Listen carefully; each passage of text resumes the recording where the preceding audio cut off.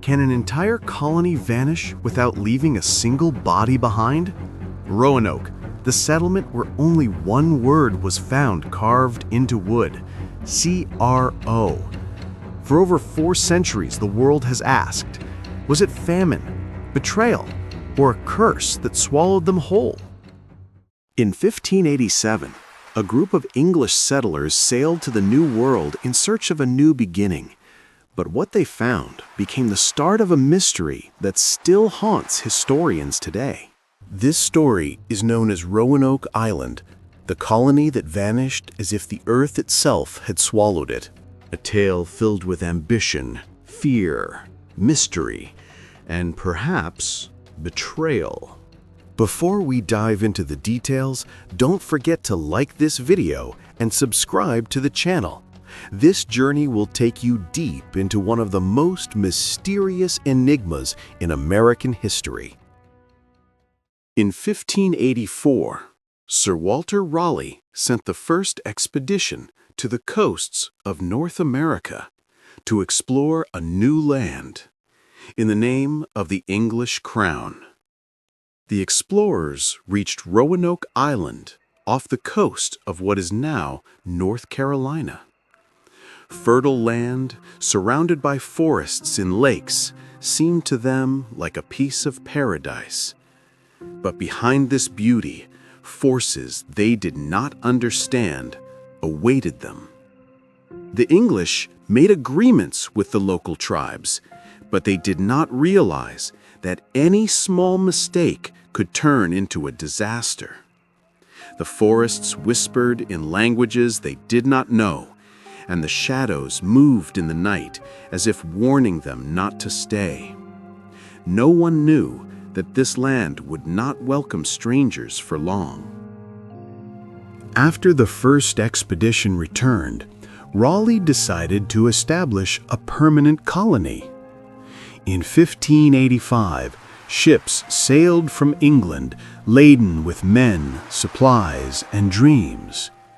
But they found the island less welcoming than they had imagined. Food ran out quickly, and relations with the tribes began to deteriorate. Within months, the dream had transformed into a struggle for survival. Storms battered the island mercilessly. The sounds of the night made the soldiers believe that the land itself was rejecting them. When the ships returned to England, they left behind a handful of men living in isolation and fear, awaiting their fate in the unforgiving forests. At first, the English tried to win the friendship of the local tribes, the CROATOAN and the CROATOAN. They offered gifts and sought alliances in the hope of peace. But as days passed, trust began to fade. The English brought strange customs, unfamiliar weapons, and took resources without permission. Then something happened that no one expected. People began to die. Diseases the tribes had never known, measles, smallpox, influenza, spread rapidly. They were mild for the English, who carried natural immunity, but deadly for the native people. Within weeks, dozens of men, women, and children were gone. The tribes believed the English possessed a hidden weapon, a curse or invisible power unleashed into the air, killing silently and without wounds. Fear turned to hatred, and suspicion to a quiet war.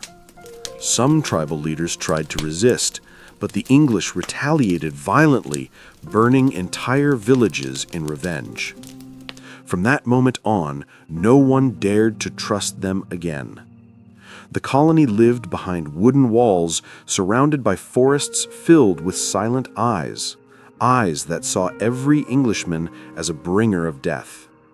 Thus Roanoke transformed from a new paradise into a cursed land, and the curse had only just begun.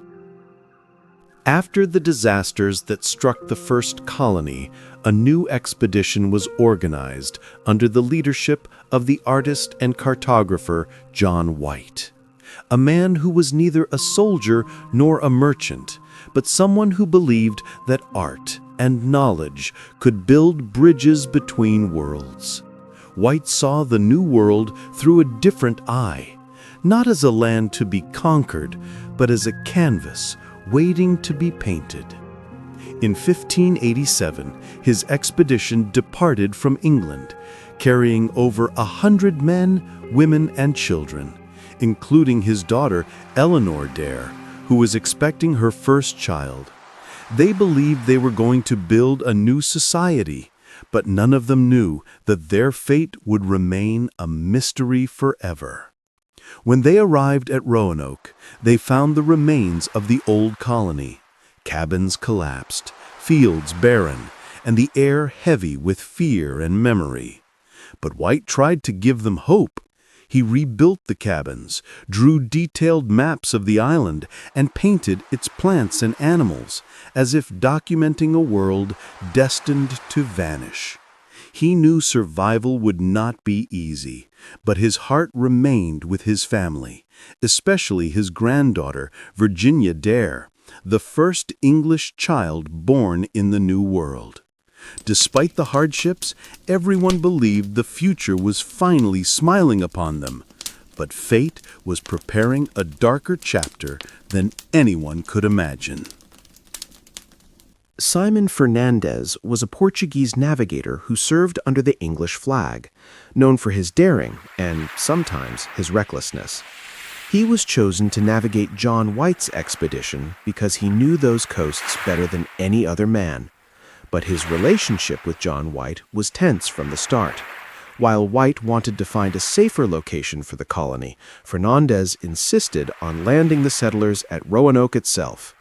Some said his decision was driven by greed, wanting to return quickly to England to claim his payment. Others believed he simply didn't trust the unknown coasts he had never seen before, choosing the place he knew, even if it was cursed. And so, by the decision of one man, the settlers were landed on an island that carried the memory of failure and death. John White tried to persuade Fernandez to wait a little longer to explore other sites, but Fernandez ignored him and ordered the supplies and people ashore, almost by force. As the settlers took their first steps on land, Fernandez raised the sail and departed swiftly, leaving them to a fate they could not foresee. To them, he was just a sailor who abandoned them, but in the eyes of history, he was the man who changed the fate of Roanoke forever. After the first attempt failed, Sir Walter Raleigh refused to surrender. He believed England's glory in the New World had only just begun, and one mistake could not bury a great dream. In 1587, a new expedition was launched under the leadership of John White, a wise man, an artist, and an explorer who had joined the first voyage. This time, it wasn't a military or exploratory mission, it was a true settlement.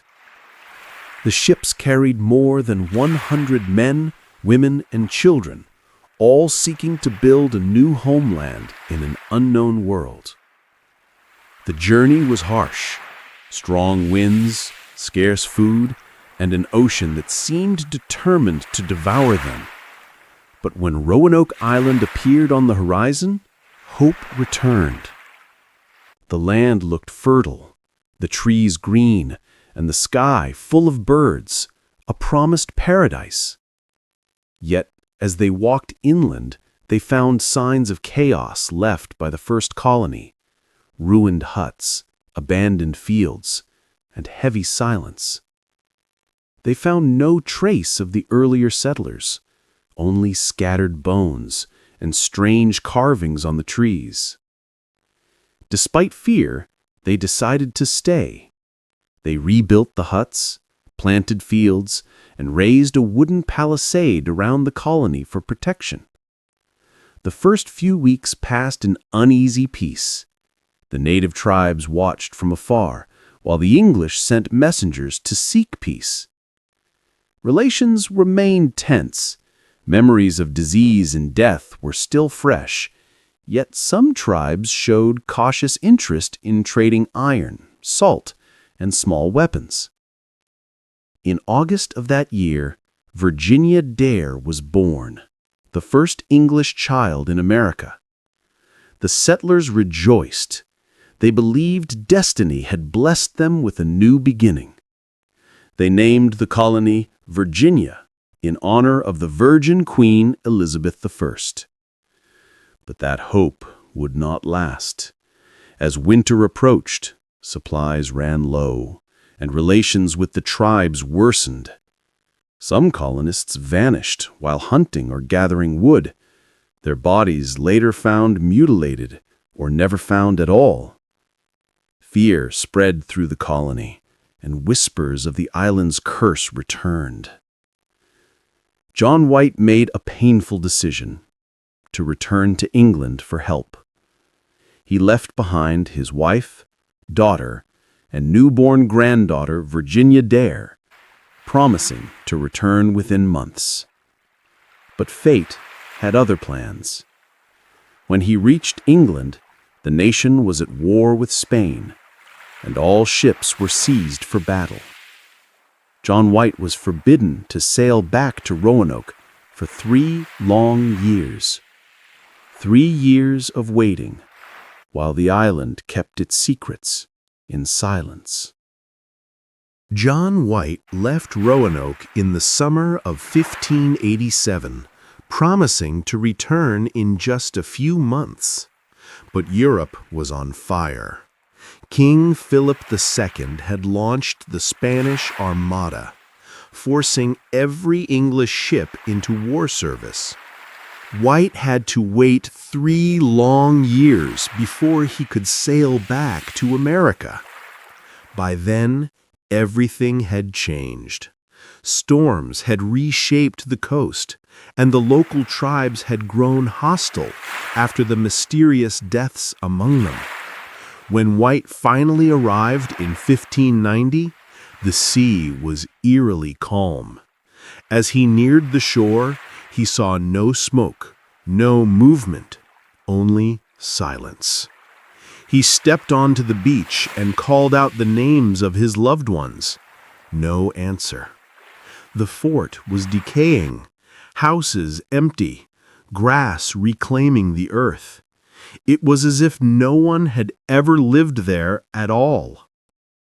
While searching through the ruins, John White found something strange carved into a wooden post. C-R-O. And near the fort's gate, a longer word, CROATOAN. It was the sign they had agreed upon before he left, to carve the name of their destination if they had to relocate. Relieved, White believed they had moved to CROATOAN Island, home of a friendly tribe. But storms swept in before he could reach it. He was forced to sail back to England, never learning what truly happened. That single word became the last trace of the colony. Since that day, CROATOAN has echoed through legends, nightmares, and every unsolved mystery that followed. Years passed, and the colony's disappearance became a haunting enigma. Dozens of expeditions searched for clues, but found nothing. No bodies, no tools, no graves. It was as if they had melted into the soil or been swallowed by the forest. Some historians believe they merged with local tribes and that their descendants still live there today. Others say they were massacred or taken captive. And then there are those who whisper of stranger things, storms from the sea, curses, or disappearances beyond reason. What keeps the legend alive is the silence that still drifts through Roanoke Island, carried by the wind over the ruins. When later English explorers arrived decades later, they noticed something strange among nearby tribes. Some of the people had gray eyes and light brown hair, features unseen in native populations before. They even spoke fragments of English mixed with their own tongue. Could these be the descendants of Roanoke settlers? Some accounts claim the CROATOAN welcomed the survivors and absorbed them into their tribe. In that union, the line between conqueror and native blurred. Perhaps the colony did not vanish. Perhaps it simply became something new. Among all the mystery, Eleanor Dare remains a haunting symbol of humanity. A young woman left behind on an unknown island with her infant daughter, waiting for a father who never returned. Some tribes spoke of a white woman who lived among them, an artist, a maker, carrying a blue-eyed child. Was that Eleanor? Perhaps. Or perhaps her voice still whispers through Roanoke's forests whenever night falls. To this day, archaeologists still dig on Roanoke Island and the mainland nearby. They've found European tools, pottery shards, and charred wood. But none of it gives a final answer. Every clue opens another question instead of closing the mystery. Perhaps Roanoke was a lesson in human arrogance, the attempt to control a land that refused to be controlled. Or perhaps it was merely an accident of history that became eternal legend. And so, Roanoke remains one of the greatest mysteries in American history, a colony that dreamed of eternity and vanished in total silence. Maybe its people didn't disappear, but transformed, blending into those around them. What's certain is that Roanoke became a mirror reflecting humanity's fear of the unknown, of endings that remain untold. If this story stirred your curiosity, don't forget to like the video and subscribe to the channel for more stories from history hidden in the dark, waiting to be told again.